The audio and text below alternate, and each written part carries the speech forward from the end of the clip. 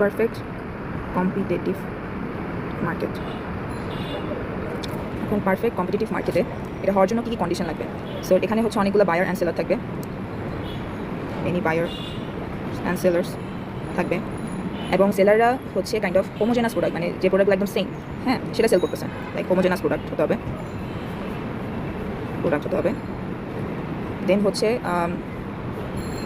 এবং বায়ার বা সেলার যারা আছে তাদের হচ্ছে like kind of free entry and exit থাকবে, ফ্রি এন্ট্রি অ্যান্ড এক্সিট।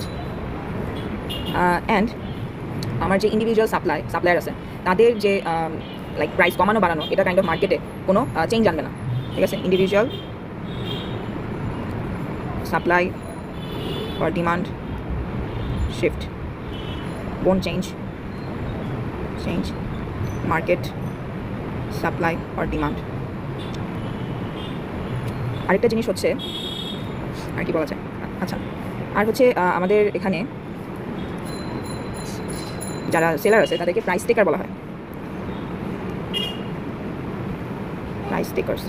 এর মানে হচ্ছে তারা নিজেদের ইচ্ছা মতো প্রাইস, ওই প্রোডাক্টের প্রাইস রাখতে পারবে না, তাদের মার্কেটে ডিমান্ড সাপ্লাই অনুযায়ী যে প্রাইসটা ফিক্সড সেই অনুযায়ী প্রাইসটা রাখতে হবে। এখন এটা একটু বুঝাই বলি। আমার হচ্ছে ধরো এমন একটা মার্কেট, কী বলবো, ডিমের মার্কেট এটা, হ্যাঁ। এখন তুমি দেখবা যে ডিমের দাম কিন্তু সাধারণত যে কেউ ইজিলি বাড়াতে কমাতে পারে না, হ্যাঁ। প্রতিটা ডিমের দাম একদম ফিক্স থাকে। তুমি চাইলেই মানে এই ডিমের বাজারে ঢুকতেছো, তুমি নতুন বিজনেস শুরু করতে, তুমি হচ্ছে ধরো তুমি একটু দাম বাড়ায় রাখবা, কিন্তু তোমার কাছ থেকে কেউ কিনবে না। আরেকটা পয়েন্ট হচ্ছে বায়ার এবং সেলারের, বায়ার অ্যান্ড সেলার তারা দুজনেই ইনফরমেশন থাকে এই প্রোডাক্টের ব্যাপারে।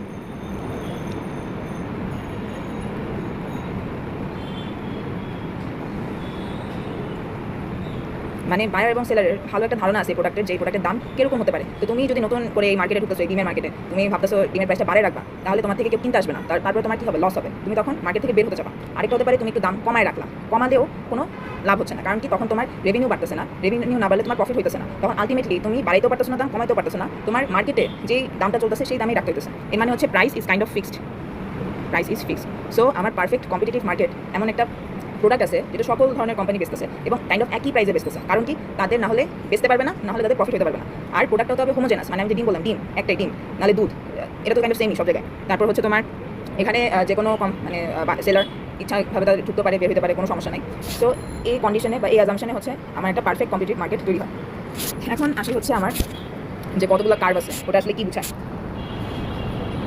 তো প্রথমে আমার জানতে হবে এমসি ইকুয়ালস টু এমআর কেন, marginal cost and marginal revenue. এখন আমরা যে ডিফারেন্সিয়েশন করি, হ্যাঁ, আমরা একটা টোটাল লেন্থকে ধরে নিই এক্স, ছোটো একটা লেন্থকে ধরে নিই ডিএক্স, তাই না? তো ওভাবে তুমি ভাবতে পারো যে এখানে টোটালটা হচ্ছে টোটাল রেভিনিউ বা টোটাল কস্ট যেটা বলো, আর ছোটো যেটা সেটাকে বলতেছি, মানে ডিএক্স যেটা সেটাকে আমি বলতেছি মার্জিনাল কস্ট বা মার্জিনাল রেভিনিউ। মার্জিনাল কস্ট বা মার্জিনাল রেভিনিউ বোঝায় হচ্ছে ওয়ান এক্সট্রা, এটার জন্য আবার কতটুকু পাচ্ছি, মানে রেভিনিউ মানে কি, টোটাল রেভিনিউ মানে কি, রেভিনিউ মানে হচ্ছে আমার প্রফিট প্লাস কস্ট, তাই তো?